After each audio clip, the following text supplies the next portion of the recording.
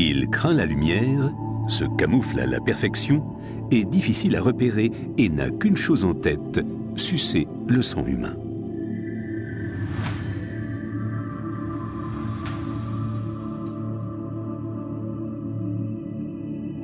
Le poux, un parasite on ne peut plus incommodant. Avec ses pattes crochues, il s'agrippe avec adresse à nos cheveux et se promène incognito sur notre tête.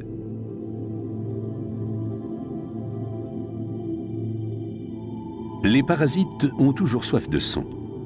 Plusieurs fois par jour, ils sucent notre sang à l'aide de leurs trompes rétractiles et pondent des quantités d'œufs qui formeront la génération suivante.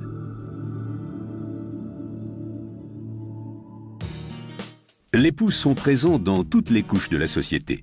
Les enfants sont plus fréquemment touchés. L'hygiène corporelle ne joue aucun rôle dans la transmission des poux. Pour trouver une nouvelle victime, ils se faufilent d'une tête à l'autre car ils ne peuvent ni sauter ni voler. Au moment où les têtes des enfants se touchent, les poux repèrent instantanément la présence d'un nouvel hôte et se glissent dans sa chevelure. Il est important de s'en rendre compte le plus tôt possible afin d'éviter la propagation. Se peigner les cheveux est l'une des mesures les plus efficaces pour contrôler les poux.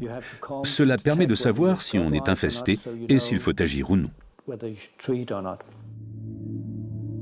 L'infestation par les poux demande des traitements conséquents, mais ceux-ci s'avèrent de plus en plus inefficaces. De nombreux pays européens constatent que les poux développent des résistances, c'est-à-dire que les principes actifs neurotoxiques des médicaments utilisés font de moins en moins d'effet.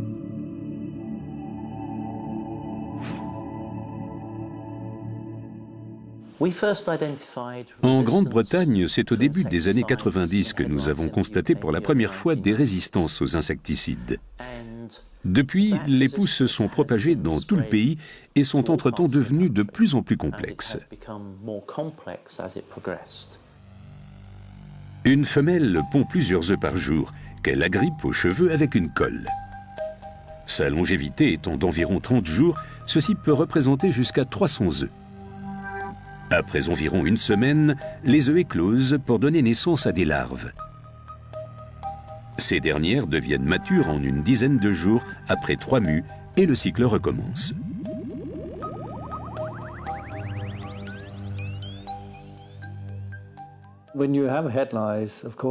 Quand on a des poux, plus le traitement est commencé tôt, moins les symptômes seront nombreux.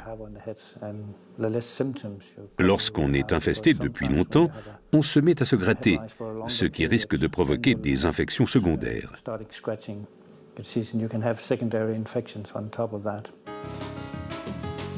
Mais comment savoir si on est infesté? La démangeaison intense est un symptôme typique mais pas forcément généralisé. Elle est vraisemblablement provoquée par la réaction de notre système immunitaire à la salive du poux. Il faut tout d'abord commencer par brosser ou laver soigneusement les cheveux afin de permettre au peigne de bien glisser. On sépare ensuite les cheveux en formant des mèches. Il est important de faire glisser lentement le peigne de la racine jusqu'à la pointe des cheveux, mèche par mèche. Après chaque mèche, le peigne doit être nettoyé à l'aide d'un papier absorbant. Les poux se camouflent bien dans les cheveux et sont difficiles à repérer. Il est par contre plus facile de détecter les œufs, qui mesurent environ 0,8 mm et sont directement accrochés au cuir chevelu. Ces œufs sont communément appelés lentes. Ils se logent généralement sur les tempes, les oreilles et à la base du cou. On passe soigneusement le peigne, comme nous venons de le voir, sur toute la tête. Mais cela ne suffit généralement pas et ce n'est qu'une partie du traitement. Il est important de se peigner pour diagnostiquer une infestation. Mais les études ont montré que c'est moins efficace qu'un traitement à l'aide d'un bon produit anti-poux. De plus, passer le peigne prend beaucoup de temps pour toute une famille. Pensez que cela dure environ 10 minutes par tête. La plupart du temps, plusieurs enfants et même les parents sont infestés et il faut passer le peigne anti-poux plusieurs fois par semaine. Pour une famille, c'est un travail énorme et extrêmement difficile à gérer. L'un des traitements les plus récents consiste à utiliser des huiles végétales comme l'huile d'arbre à thé ou de soja. Divers produits sont proposés, mais leur efficacité et leur tolérance sont controversées. On croit généralement que les produits végétaux sont par principe inoffensifs. Mais la tolérance de la majorité d'entre eux n'a pas même été testée, et il se trouve que certains ont une action similaire à celle des pédiculicides neurotoxiques. L'une des thérapies les plus anciennes, et encore appliquée de nos jours, est le traitement à l'aide d'insecticides neurotoxiques. On les trouve sous forme de shampoing, de gel, de solution ou de spray. Ces insecticides peuvent par contre présenter de gros inconvénients dans la mesure où ils risquent de provoquer des effets secondaires en cas de mauvais dosage ou de surdosage. Il y a eu récemment un changement de paradigme dans le traitement anti-poux. Aux produits neurotoxiques, on a préféré les pédiculicides à action physique. Ceci pour plusieurs raisons. La résistance aux produits à action physique est improbable, la tolérance est élevée et leur efficacité incontestée.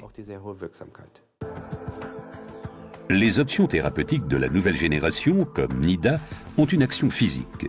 Le principal agent actif est la diméthicone. Les poux ont un talon d'Achille naturel, le système respiratoire. Les parasites ne respirent pas seulement par un orifice respiratoire, mais également par 14 pores, que l'on appelle aussi stigmates, placés le long du corps.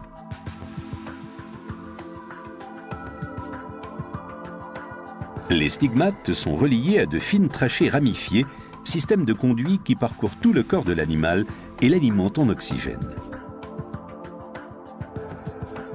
Les lentes sont elles aussi pourvues d'orifices respiratoires qui les alimentent en oxygène.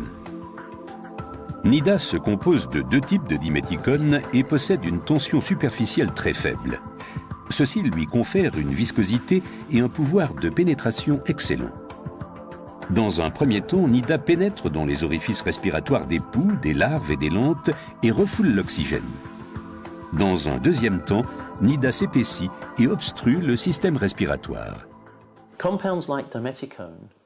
Les composants comme la diméthicone n'ont probablement aucun effet secondaire sur l'homme. Ils ne sont pas absorbés par la peau. Même si l'on buvait de la diméthicone, elle ne serait pas absorbée car elle s'évacue. La diméthicone est également utilisée dans les produits destinés à calmer les coliques du nourrisson. C'est l'une des raisons pour lesquelles on la considère comme extrêmement inoffensive pour l'homme.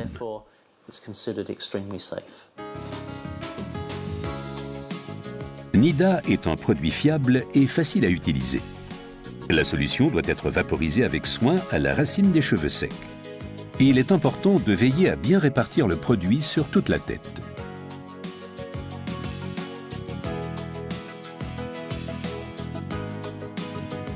Il faut ensuite masser soigneusement la tête pour faire pénétrer Nida et bien imbiber la chevelure.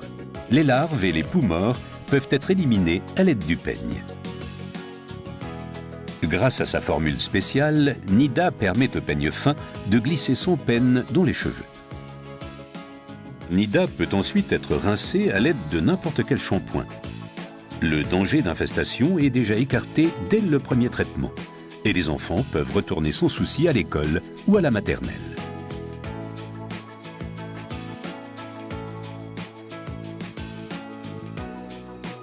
Nida ne peut pas empêcher une réinfestation des personnes qui n'auraient pas été traitées.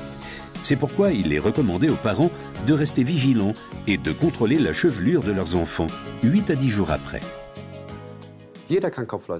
N'importe qui peut attraper des poux. Ça n'a rien à voir avec le milieu social ni avec le fait d'être pauvre ou riche. Les enfants peuvent être infestés, mais aussi les parents et les adultes.